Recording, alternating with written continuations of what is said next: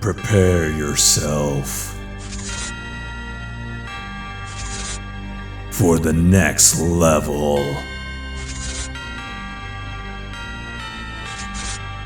of Super Saiyan.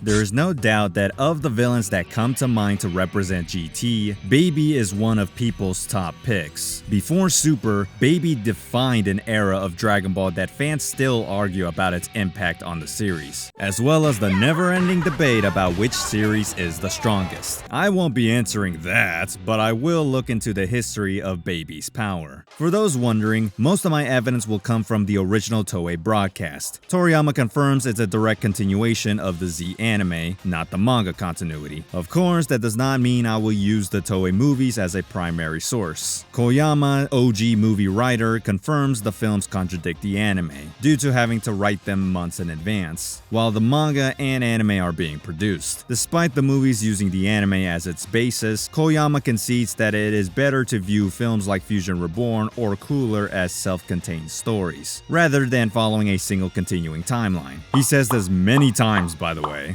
He goes on to apply this same logic to Hachiya's story despite including some movie villains. He then says the author's opinion is the official opinion, nicely directed to Toriyama's statement. The films are in fact in different dimensions. Anyone who thinks Toriyama's opinion is invalid because he didn't work on the films is invalid. Koyama clarified the film scenarios were approved by Toei, Toriyama, and his editor. Then, the guidebooks confirmed the films are often movie events only. Examples are Tree of Might, Android 13, and Bio Broly, due to the many contradictions in the original story. But numbers, Fusion Reborn though! Wrong, because GT Goku said so. In Super 17 arc, Goku says he visited Hell once, from the time he fell off Snake Way, even though he went there with Pikkon in the anime filler arc. Second visit was when Koyama's child was causing issues in Hell in his third film. Then he fought there against Janemba, meaning Fusion Reborn never happened. But Cooler cameo though! Who cares? The Daizenshuu already said Dead Zone and Movie 5 were the only valid films to be included in its timeline, except for all the other ones. This means the films are not in one timeline, or they can be but must not follow the anime at all. Plus, several villains returned without ever meeting Goku before. GT Cooler can have a similar history. But Dragon Fist nuns! Also wrong once again. Movie 13 guidebooks confirm Goku secretly trained to develop the technique. Facing Hirudegarn has zero relevance to the development of the technique.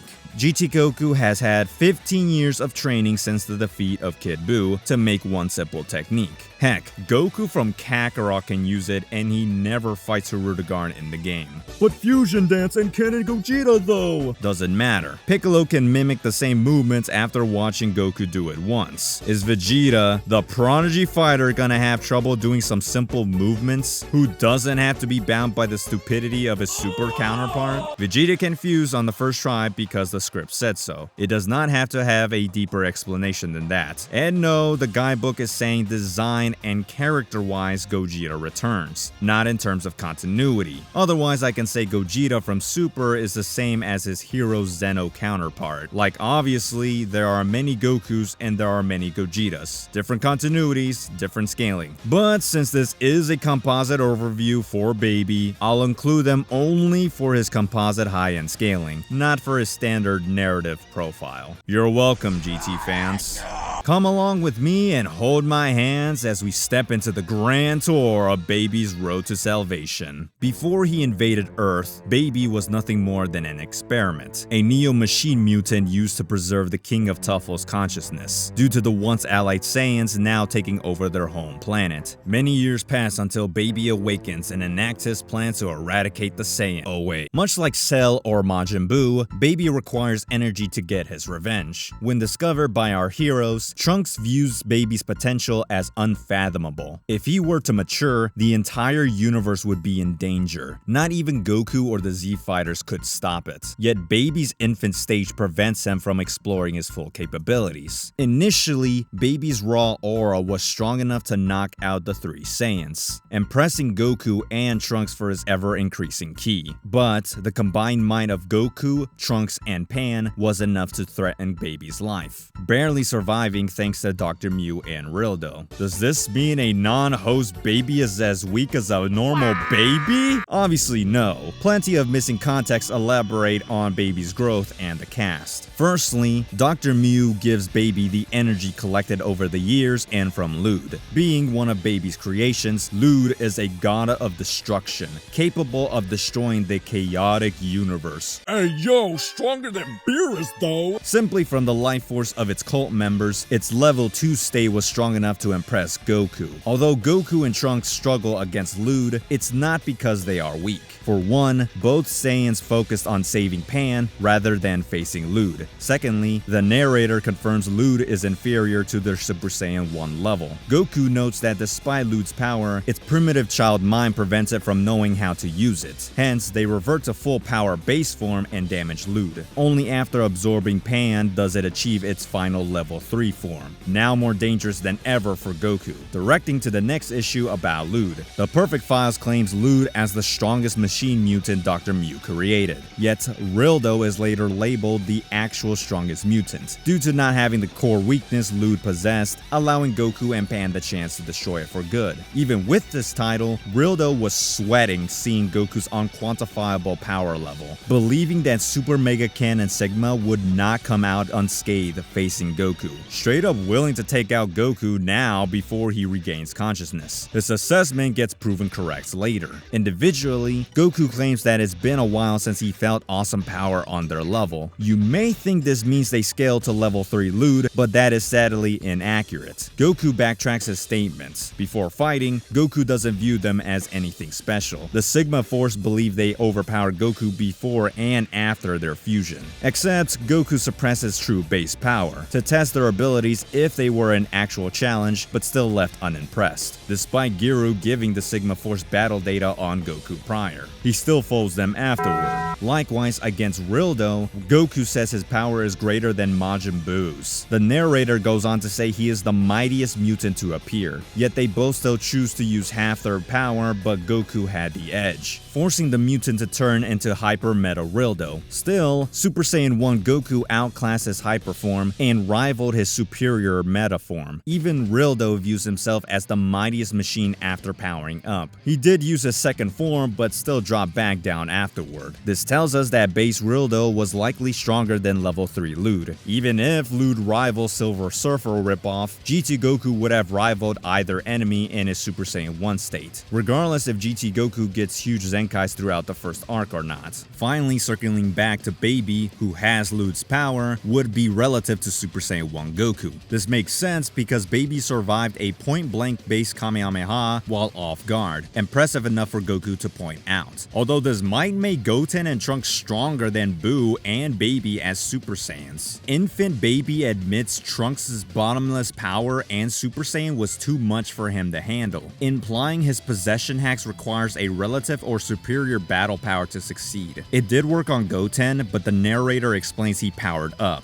evolving into his child stage after possessing several people, later stating Goten could not take Baby's power so lightly. Yet Goten claims his power is above average, kinda proving his point by casually slapping him down in base form. Crazy at first, but Chozenshu 4 explains GT Goten's strength is alive and well, despite taking a break from training. Trunks, however, was slacking due to having to work. Even so, this supports both teens having greater potential than even Gohan, for being a tailless Saiyan and having power equal to grade 4 Gohan as a child, while Kid Trunks had more power because he was a year older. Plus, this can confirm Goku is stronger than child Baby. Now yes, Baby was likely holding back since he was waiting for Goten to use his full power. Yet when he does control Goten, his memory says Gohan is superior, as well as labeling Vegeta the strongest Saiyan currently on Earth. Yet prior, Goten believed Goku would not lose to Baby's current level. level. I'd say this gets solidified since Goten's power somewhat challenged Super Saiyan Gohan, who also kept up with his training according to the Perfect Files. Even they could not beat base GT Goku when Baby possessed them, establishing a clear narrative that Baby had to grow stronger to surpass Goku's level. What better way to achieve this goal than by possessing the strongest body? Right before he bodies Piccolo for the lulz, GT Vegeta gets caught off guard at first by both Saiyans, but Vegeta can overpower them too. This means GT Vegeta and Goku are above Gohan, who should surpass his Buu Saga ultimate self by a debatable amount, saying Gohan who bullied Super Buu and rivaled Buu tanks even if outclassed. This power now belongs to Baby as he takes over Vegeta, likewise agreeing to have obtained the mightiest fighting body in the universe. That low-key implies GT Vegeta is stronger than GT Goku at this point in the story, regardless of his grudge towards the Saiyan being a reason to disregard him as a candidate. Also, the Perfect Files acknowledge Baby's power by saying, unlike with Trunks, not even Vegeta's ki can undo his possession. Baby shows off his mutated Super Saiyan form. The Perfect Files describe how the form now turns silver instead of yellow, as noted by retaining the yellow aura color. Years later, Toriyama canonizes S cells of all things to the form. It's likely Baby's interference with these S cells distorts the look. Plus, Baby Vegeta does have a base form, which will be important in a minute. Anyways, Baby's revenge against Goku comes to fruition. With Vegeta's powers, he casually bullies base Goku unlike anyone before, forcing Goku to go straight to Super Saiyan 3. Yet Baby smiles after taking his punch. Goku admits Baby rivals if not surpasses his power. Keep in mind the Perfect Files confirm Goku's child's body didn't reduce his power, only his stamina. This means adult Goku would not have fared much better without the stamina issue. Baby would prove this point by evolving further, getting amped by Goku's friends, achieving his strongest form 1, an enhanced mutated Super Saiyan 2 variant, now claiming to have obtained the greatest Saiyan power ever. Goku agrees he's never felt anything close to Baby's ki before. Let's flash back a bit.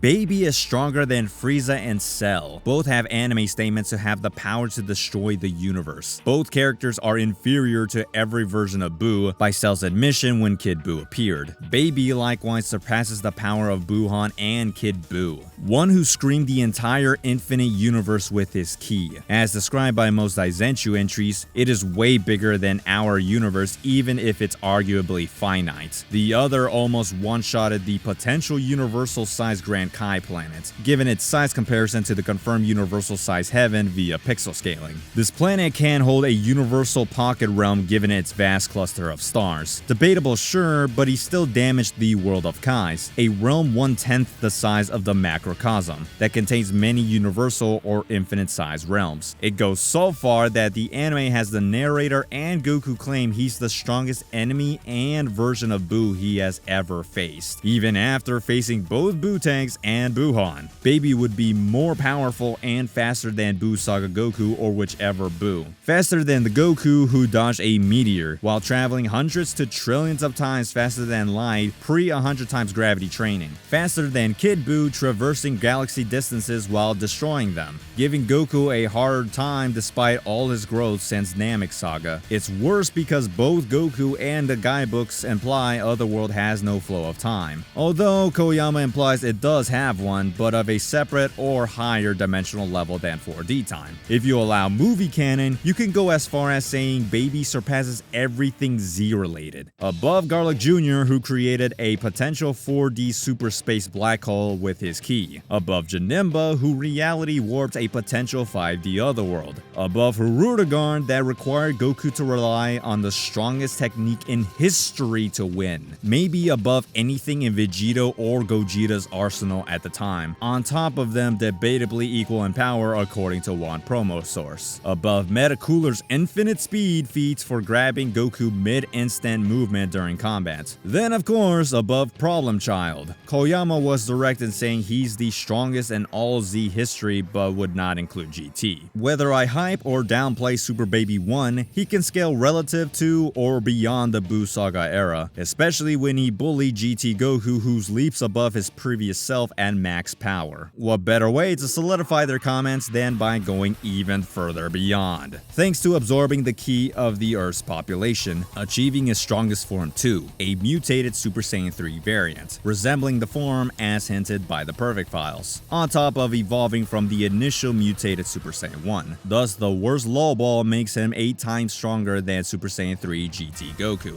at least when using guidebook multipliers, but it's likely higher. Or is he using Ultra Instinct? We finally reached the moment I've been waiting to talk about. You see, Baby uses Vegeta's technique, the Revenge Death Ball, nearly atomizing Goku had it not been for Kibito Kai saving him, except the explosive was so destructive that the shockwave pushed Kibito Kai off balance, dropping Goku into the unknown, eventually falling into the Sugoroku space. Reminder, using instant transmission takes you to the teleportation zone, a reality that is outside or beyond the concept of time. Weirdly proven true in Xenoverse 1, where Goku teleports to the crack of time, also located outside of time. Yet Baby's shockwave reached Kibito Kai. Lastly, Sugoroku space is a reality beyond the concept of time and space. The Kaioshins admit they have no power or authority over that space. Even so, Goku eventually destroys Sugoroku space. Thus, Goku and Baby are outerversal. That's right, nobody can beat Goku! Okay, sarcasm aside, we have to discuss the misconceptions surrounding Baby's attack and the cosmology. First, going beyond space and time is not default outerversal. It could mean it's beyond the normal concept of 3D and 4D spacetime. Second, I lied. Subspace is beyond the concept of spacetime, not Sugoroku space. Even then, labeling subspace as 5D as a lowball would still be accurate to how it's defined. Exactly like Garlic Jr. subspace word usage could give it 4D scaling rather than outer scaling. Also, both the time chamber and Sugoroku space are within subspace, not that they are the subspace. It's like saying destroying a planet that resides within a universe somehow makes you universal. That's just a terrible association fallacy. Plus, both realms don't function the same way subspace does. Both Goku and the guidebooks confirm the time chamber is about the size of Earth with a separate flow of time. Then, random Space Tanuki says the board game realm is in between dimensions. Kibito Kai likewise says it's a different dimension of space. Even the narrator confirms it is in an area between space and time, meaning both realms are bound to space and time concepts. Heck, we don't even know if it's a planetary or universal sized realm or if it's above time. Hard to argue if it is somehow a higher reality when it relies on speculation and headcanon. As such, neither are outerversal even if they exist inside subspace. Lastly, there is the realm's destruction. Initially, Goku was bound by its rules and could not channel his ki. Only after the board game gods found out the Tanukis were cheating did the realm collapse on itself. They intended them to wander between dimensions. The Dragon Ball website agrees it unraveled upon itself and not by Goku's raw aura, allowing Goku to use his ki again and questionably open a rift before they got consumed. We've seen that done before. Super Buu caused a time-space rift by accident inside the time chamber, especially when Buhan's universal shout is the upgraded version. Super Saiyan God is more impressive. He almost collapsed the entire macrocosm by accident just cause his ki control was trash. Vegeta is stronger than God Goku and can break out of the time chamber in base form. Omen Goku shook a void of nothingness not bound to time and space. Even one guidebook low-key gives it outerversal implications. Lastly, Super Broly and Super Gogeta punched into a reality beyond time and space. The point is that those feats, though impressive, are not hailed as outer feats. Even with their fluffy term usage, many scalers and debaters don't give Super the benefit of the doubt. It should be no different for GT. Goku didn't cause the initial collapse, preventing him or Baby the full credit for the feat. The last nail in the coffin is that the Dragon Ball website says Goku and the Tanukis were spat out into the vacuum of space, where Kibito Kai teleport them to safety, rather than specifically spat out into the outerversal subspace. Sad to say, but the most it gives Baby is beyond 4D range or spatial hack. attacks. If the shockwave speed can reach Kabutokai and the Beyond 4D teleportation zone. Kinda like Janemba's reality warping hacks range as a comparison. Although that's still charitable, cause shaking something like a planet doesn't default to planet level AP unless proven otherwise. He didn't shake or destroy the teleportation zone, subspace, or Sugoroku space. Sadly, even the perfect files agree Sugoroku space is just another random dimension, as well as collapsing on itself. If you still disagree after all that, then here's my rebuttal. The subspace description came from Chozenshu 4. The updated guidebook of the Daizenshu includes Z, Super, and GT material. This means it's not a GT exclusive lore statement. It can apply to most continuities of Dragon Ball's cosmology. If it is proof of outerversal scaling, then anyone across the franchise could scale to such a level. I know I'm sounding critical to GT, but I want to give an alternate interpretation, rather than needing to justify outer feats as the only valid scaling. Psych!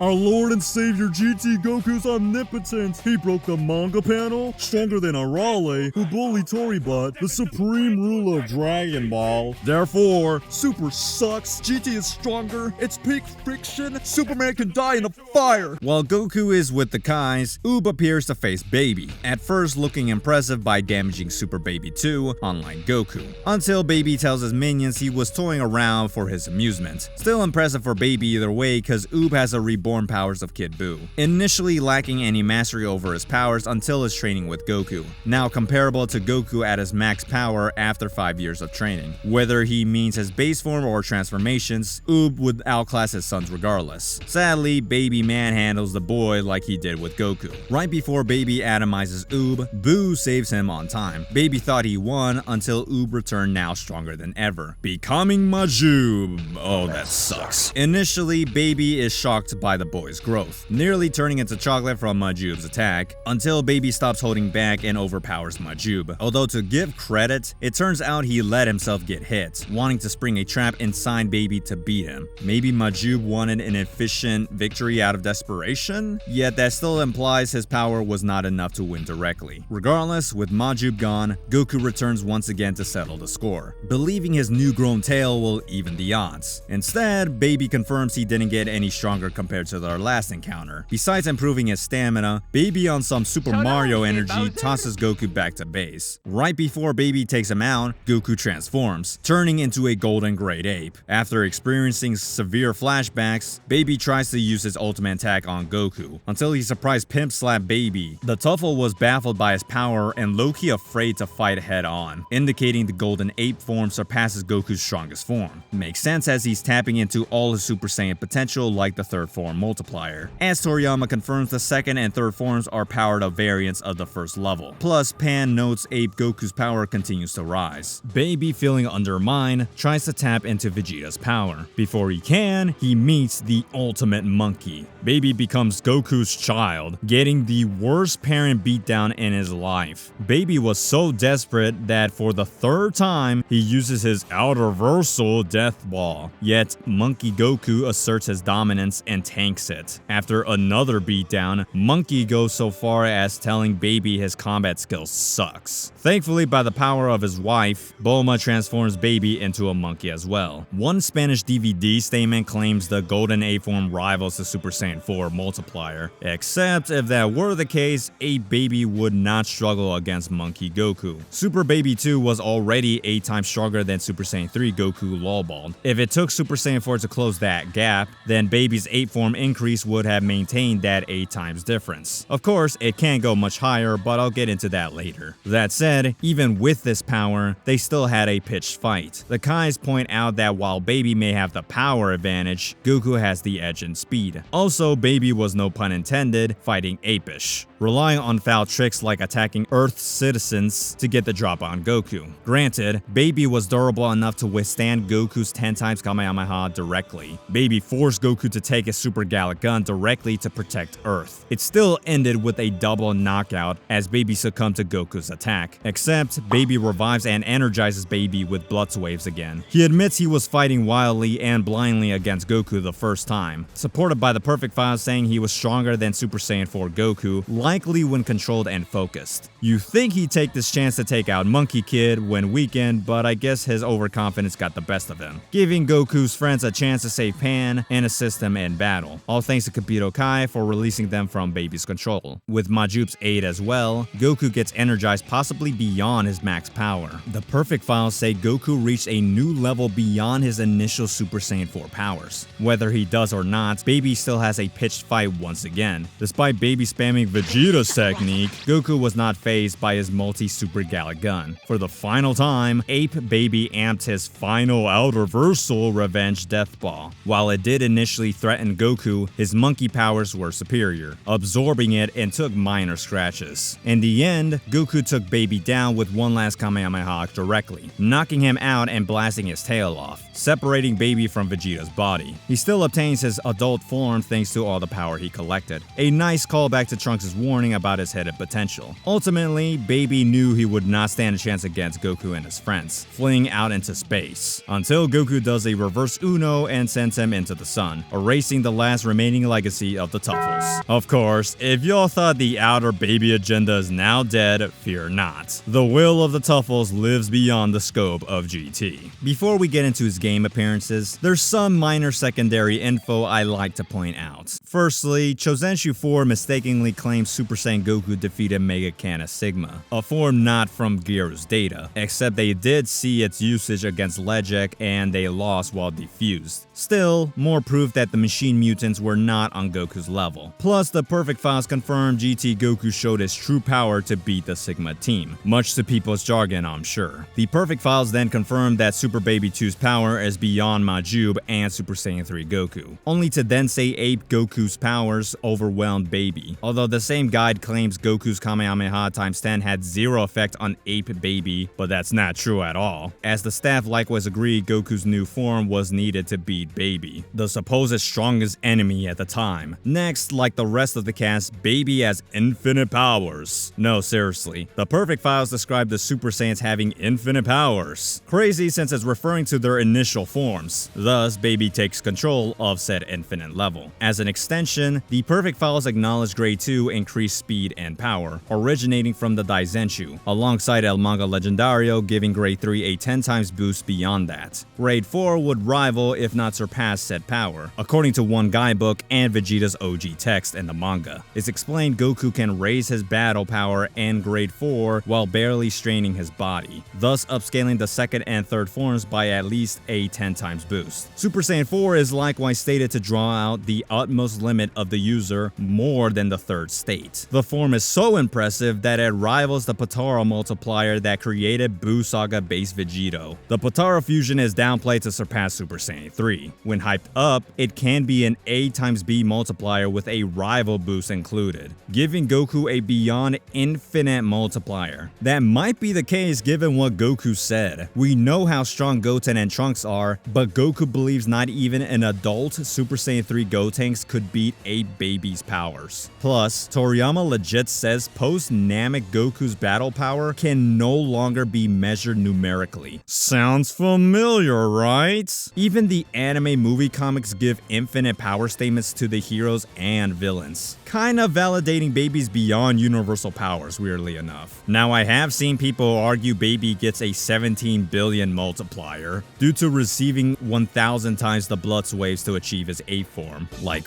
what? No. The ape form itself is a confirmed 10 times multiplier, not a 17 million times boost. That's not to say it can't heal or amp up the form's normal multiplier, as it's somewhat implied by the perfect files, except the Blood's wave multiplier logic is not consistent. Otherwise, Saiyan Saga Vegeta gets a 17 million boost cause sunlight though. Whatever the case may be, Baby's mutated Saiyan form's multiplier has a lot of leeway. Is it 1000 times? Millions? Infinite times boost? I'll leave that up to you to decide. Here's one last trivia you guys should know. The perfect files label Baby as the biggest and strongest enemy in the entire GT series. Not once, but twice. Truly the most unbiased source I've ever seen. Transitioning forward, there are plenty of game material he appears in that won't be of relevance, such as Final Bout or Infinite World to name a few. But let's focus on the ones that do hype up his power. The first game is weirdly enough GT transformations, repeating what I already went over, such as Trunks' statement on Baby being a universal threat, as well as Goku saying Super Baby 2's attack tickles him. The next set of appearances is of course the Tenkaichi trilogy. The first installment has the final fight between Super Saiyan 4 Goku and Baby. If the player loses, Goku dies and Baby rules the universe. If Baby loses, the ending plays out like normal. There is a what-if scenario in which all the past villains return from hell and seek revenge. Baby chooses to face off against Super Saiyan 4 Gogeta. If Baby loses, Gogeta wins with little effort. Instead, the normal ending has Baby defeat the Ultimate Fusion. I guess Baby was going crazy with his gains in the afterlife. Tenkaichi 2 likewise recreates the arc with minor differences, although the ending does hilariously claim he stood no chance against the sun's power. Tenkaichi 3 does the same with his storyline. GT Goku confirms regular Baby Vegeta is equal or superior to Super Saiyan 3 powers. For most of the alternate endings, we see Baby losing to Base Goku, Majube, and even Pan. The bad ending has Baby defeat the mentioned roster, including Super Saiyan 4 Goku. His game bio says Baby can use his 8th form to its utmost potential due to retaining his intelligence, a clear difference to Goku's 8th form. By the way, the game agrees that GT Goku's power hasn't dropped from turning into a child. Also, it interestingly implies Baby's prideful side was influenced by the Tuffle King's DNA. Who would have thought? Onto an obscure set of games related to Baby. There are a few TV cable games where Baby happens to be a boss. The one I want to call out is the third game that gives out power levels for each enemy. Baby Vegeta is officially given a power level of 1.3 billion. His 8th form goes to 1.58 billion. By game logic, this means the golden 8th form gives the user at most a 1.2 times boost. It doesn't stop there because the game alters the Super 17 arc by having Baby return. Slightly stronger than before, now with a power level of almost 1.56 billion. 8 Baby increases as well, up to almost 1.9 billion. In comparison, he's above every villain's power level like Kid Buu. Stronger than even Super 17, but only in his 8th form, be it pre or post Baby arc. Although take these numbers with a grain of salt, since even Budokai 3's angry toddler is low-key rivaling Baby's lowest battle power. It gets more awkward when mentioning Budokai 3 Gogeta, who's 600 million more than Omega's battle power. Oh my gosh, does that mean Budokai Gogeta's out reversal too? Starting now with Ultimate Tenkaichi is where Baby sadly gets overshadowed. In the hero mode story, set within a parallel universe, chaos is spreading across Earth. Ape Baby is one of those reasons why Earth is in shambles. The hero avatar faces a baby in hopes of discovering who started the chaos, forcing the hero to rely on Super Saiyan during the battle. Baby can keep up with the hero's increased power. Ultimately, despite Baby using his revenge death ball, the hero overpowers his attack. I guess we got another out-reversal character to add to the list. It's later confirmed it wasn't Baby who started the chaos, but the true final boss Omega. Thus, by narrative, Baby is likely inferior to the Shadow Dragon. Following that scenario, we jump into Fusion's territory of weirdness. The Protex are looking for the Dragon Balls to face the final boss. One ball was next to Hirudegarn due to dumb multiversal crossovers. Except plot twist, Baby somehow infects other fighters and the Majin, now going by Baby Hirudegarn. What you would think to be a broken Fusion instead gets defeated by toddlers, forcing Baby to retreat. Kinda lame if you ask me. There are two side quests where both King Yema and Old Kai task the player to stop Baby. In Old Kai's case, he desired Supreme Kai powers, but failed. Still, a nice nod to include his desire to achieve his matured form, perhaps. Speaking of, yes, I did look into Dokkan Battle's never-ending expansion. Thankfully, it doubles down on most of what I brought up, starting with Goku saying Lute is strong but can't use his powers correctly. The narrator confirms Super Sigma stood no chance against full power-based Goku,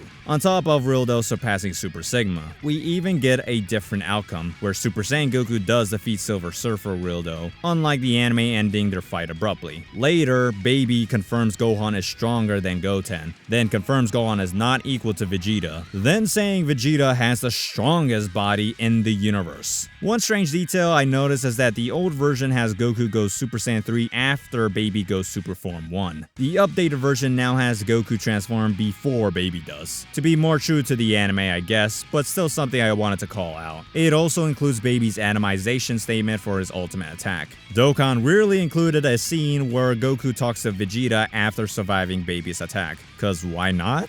Dokkan then pulls a god tier move by explaining the Sugoroku space scaling, first confirming Baby's attack distorted space-time, causing Goku to fall into a board game dimension. The game likewise agrees with my interpretation. Goku merely escaped the already collapsing realm rather than destroying it. By the way, remember my infinite power claims? Well, now the narrator has the guts to say Goku's 8th form gave him immeasurable new strength. I can not make this stuff up, bro. Thankfully, that's the last thing to point out, as the rest plays out like the anime. I wish we could keep this energy going, but sadly the Xenoverse series does little with Baby. The first game plays out the same story, but after 8 Baby's defeat, he's taken by a time rift. By the end of the Shadow Dragon saga, we find all GT villains appear together. The Xeno avatar gets joined by Super Saiyan 4 Gogeta, challenging the most horrible warriors according to Trunks. Not that it matters, cause the heroes defeat Baby and the others, resolving the conflict. The sequel does give Baby a second chance, thanks to Deborah, traveling to another era and facing GT Vegeta. The worst character ever, also known as Few, arrives and assists Vegeta, forcing Deborah to power up Baby into his 8th form. Needing reinforcement, Goku appears to help Vegeta. Due to Baby's incredible power, Few decides to give his Demon Realm Crystal to either Goku or Vegeta. If Vegeta gets it, he goes Super Saiyan 4 and eventually defeats Baby with his final Shine attack. If Goku gets it, he too transforms and wins with a Dragon Fist. At least the game confirms what we've been speculating. Vegeta states that Super Saiyan 4 channels more of the Great 8 powers, thus allowing it to surpass the Golden 8th level, hence the 2 endings. In case you're wondering, there is only one parallel quest worth talking about. The rest of this mission's appearances are boss gauntlets. Dr. Hedo, creator of the Gammas, gets kidnapped. By the end of the mission, we find out Baby kidnapped the Doctor in hopes of getting an upgrade. Naturally, the Xeno avatar stop his plans. A weird consistent narrative of his character to say the least. Our last category to go through is heroes. Much like the other games, Ultimate Mission 1 and 2 adapts Baby's arc like normal, on top of being true to most anime statements. Like Goku still saying Ryodo is stronger than Buu, along with Baby's statements about Vegeta being the strongest. The second is Gohan, and the third I guess is Goten. When Baby fights Goku, once again he admits nobody compares to his power that he's never felt before. That is until the narrator confirms Golden 8 Goku is stronger. The difference was so great even for Super Baby 2.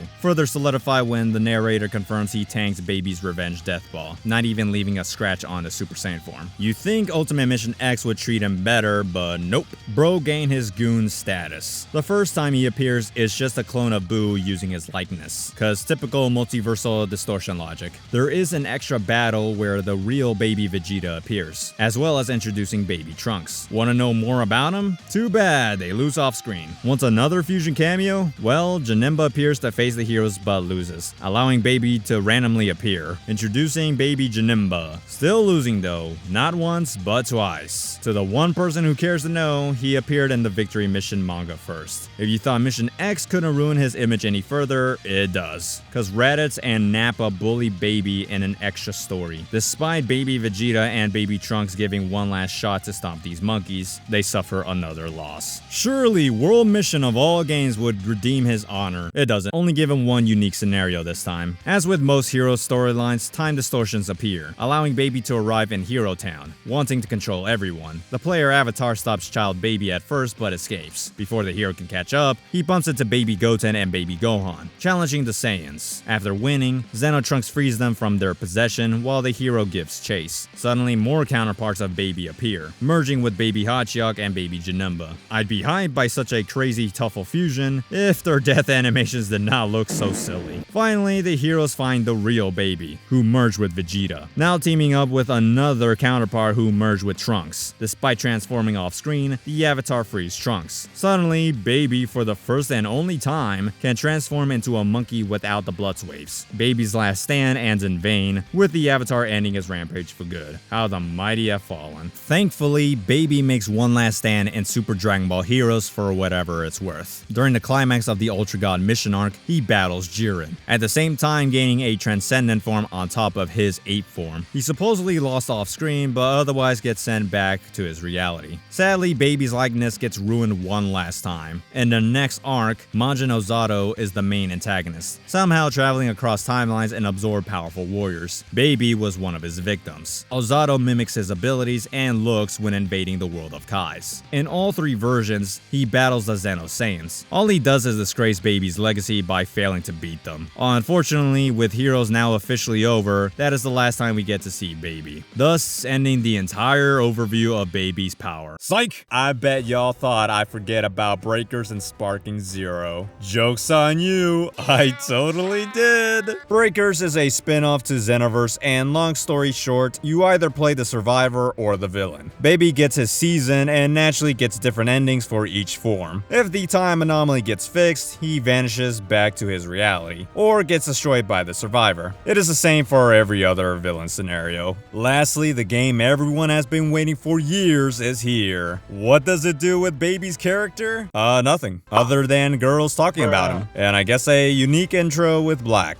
Well, at least DLC exists. And super divers. Oh gosh. After all these years, his power is surprisingly consistent throughout the franchise. Yet there is a lot of room for interpretation of his stats. For attack potency, the worst lowball scaling places him at Universal to Universal Plus, as he scales beyond all Z-era Universal feats and statements. Mid-ball, no doubt he for sure goes low to standard multiversal level, based on obtaining infinite powers from the strongest fighters in the universe, along with gaining plenty of forms with allegedly unquantifiable multipliers, when his mere infant form is likely beyond low 4th dimensional end powers. Such power-ups can no doubt place him at this level. His high ball scaling though makes that placement look like child's play. No doubt low to mid complex multiversal, only if you agree with the high-end interpretation of Dragon Ball dimensional cosmology, as well when including movie canon scaling to GT. Then to the hardcore GT fans out there, here's the category you've been waiting for. His outlier scaling for sure puts him at outerversal level. No, not just because of his subspace feed or Raleigh meta memes. When you use all his iterations, Heroes lore included, this might as well be his default. I know I brushed off Heroes lore, but it's hard to justify Baby's level when he hasn't done anything impressive. That said, Mechigabora can destroy the entire metaverse of heroes. Villains like Few and Demigra surpass such power, allowing them to amp the villains on top of that, of which the main cast can scale to. So if you think Baby's cameos are enough to correlate to hero scaling, huzzah, Baby is beyond fiction. We'd be here all day if I dissect hero scalings again, so take Baby's appearances with a grain of salt. That said, his speed is much less cumbersome to talk about. Massively FTL plus, as the low ball might as well be the default for anyone on Baby's level. Of course, mid ball, he's no doubt infinite speed, peaking at an accessible speed high ball. Although if you love using outliers, for sure immeasurable speed. It mostly stems from how critical you are with Otherworld having no time. Yet Goku can still move in a timeless realm, or whether Goku can move beyond time via instant transmission during combat. It's more viable with movie scaling included. Without it though, the only reliable feat is Baby's Revenge Death Ball feat. Of course, even this can be more hacks or range based rather than speed based, but of course you can be the judge of that. Although including heroes for Baby can make that much easier, considering Xenogoku and the Demon Gods can travel across eras in their base form. Or Omen Goku can casually bypass Time God attacks, despite knowing all possible futures during combat. And just cause Baby cameos and heroes, we'll just assume that somehow gives them the same stat cause reasons. Never say I wasn't being charitable to GT fans. I personally don't preach Baby's outliers as objective facts, as you hopefully noticed. At least keep in mind that even without movies or heroes included, Baby is still strong and fast no matter what. That said, Baby solos Kaba. I'll admit, GT will always have a place in my heart. It's not perfect by any means, but Baby in my opinion was the most entertaining villain out of the main three. He may not be that much different from his predecessor Hachiyak, but then again, even Super and Heroes are willing to get some inspiration from the Neo Tuffle machine. Compared to the mixed opinions of the movie villains, Baby deserves some recognition. If he ever returns, I'm sure GT fans will be there to support the ultimate Tuffle.